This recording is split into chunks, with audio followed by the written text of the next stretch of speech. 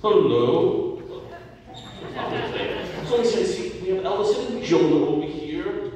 We have Anthony and Bellamy and Emery sneaking in just on time, yay. We have Sam. So I thought I saw another friend over here. I'm not sure who they are. I saw there was a friend River Song in Harlow. She's a little older. We got Ella, and she brought a friend. That's okay. Hello, friend of Ella's. So how have we been doing with our memory verse this coming up? We picked out a prize for anybody who, young friends who hasn't memorized by next January. We made it kind of easy on you. So far we went over Matthew 5:1, Matthew 5:2, Matthew 5:3, Matthew 5:4, and Matthew 5:5. You will never guess what we're going to talk about today. Matthew 5:6. Wow. You can see that one coming. So let's try to say this together. Blessed are those who hunger and thirst for righteousness, for they shall be filled. But what does that mean? What does that mean? Blessed are those who hunger and thirst for righteousness. Well, understanding this, the fourth beatitude turns on understanding what Jesus meant by righteousness. In ancient Judaism, righteousness meant to acquit, vindicate, restore to a right relationship. Yeah, I know those kind of fancy words. We'll delve into that. We'll get into a little bit more here. But the righteous are those who keep right relationships with God and with the people around them.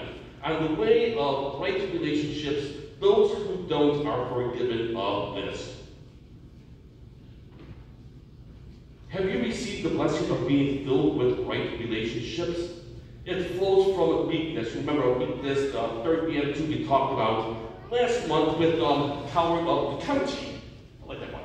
Well, because we can only form right relationships with others when we stop making all our actions only about ourselves. Do you hunger and thirst for right relationships with God, with your classmates, with your family, and your community? I get a little hope over here. Thank you. Because hunger is a sign of life. We are all really hungry for good relationships if we want others for their own sake, not just as snack food for meeting our own needs. If we see that we have God's grace for this, we will hunger and thirst for relationships, not only with God, but with the people with whom we work or live or go to school or to play with at the park. I love playing at the park. That's so much fun. But Jesus says, those who have this hunger will find themselves filled. It is easy to see the wrongs in our lives and want to do bad to fix them. If we do this, we are hungry and thirsting for righteousness, desiring to see wrongs righted. The Christian faith has been the source of many of the greatest changes for good in the world, perhaps most noticed at the start of the civil rights movement and the great success that has been for all. But again, the flow of the Beatitudes is important. And we'll look at the rest of the year, okay?